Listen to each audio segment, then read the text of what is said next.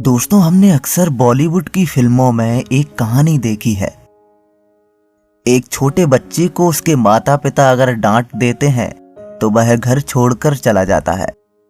लेकिन आज हम जिस शख्स की बात कर रहे हैं उसकी कहानी बॉलीवुड फिल्मों से बिल्कुल भी कम नहीं है। इस लड़के की कहानी सुनकर आपको भी यकीन नहीं होगा। दोस्तों, यह दिल छू लेने वाली कहानी है हरदोई के रहने वाले रिंकू उर्फ हरप्रीत सिंह की। फिरोजापुर निवासी सरजू खेतीबाड़ी करते हैं।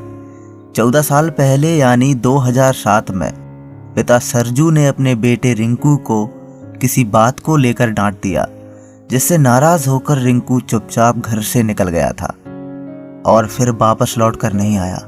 माता पिता बरसों तक अपने पुत्र की राह देखते रहे और जब रिंकू लौटकर नहीं आया तो उन्होंने मान लिया था कि रिंकू अब इस दुनिया में नहीं है। लेकिन एक दिन अचानक ऐसा हुआ जिसकी किसी ने कल्पना भी नहीं की थी। बूढ़े माता पिता घर के बाहर बैठे थे, तभी दरवाजे के बाहर एक लग्जरी कार आकर रुकती है। कार से पगड़ी बांधे एक नौजवान सरदार नीचे उतरता है और बुजुर्ग दंपत्ति के पैर छूकर कहता है वह उनका बेटा रिंकू है। 14 साल पहले घर छोड़ने वाला 12 साल का रिंकू अब सरदार गुरप्रीत सिंह बन गया था। घर छोड़ने से लेकर अमीर बनने तक की जो कहानी गुरप्रीत ने बताई, उसे सुनकर आपकी आंखों में आंसू आ जाएंगे। दोस्तों, आगे बढ़ने से पहले आपसे गुजारिश है कि आप हमारे चैनल को सब्सक्राइब जरूर कर लें।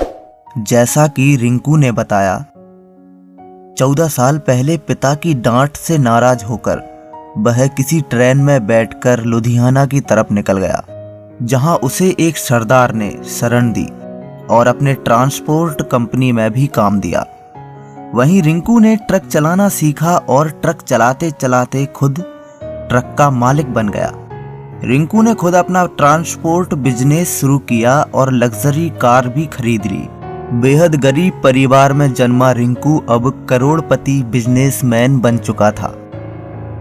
पंजाब में रहते रहते रिंकू की अब पहचान भी बदल गई थी और वह रिंकू से अब सरदार गुरप्रीत सिंह बन चुका था। पंजाब की रहने वाली एक लड़की से प्रेम विवाह कर लिया। दोस्तों, आगे बताते हैं रिंकू उर्फ गुरप्रीत सिंह अचानक से अपने पुराने घर हरदोई कैसे पहुंचा।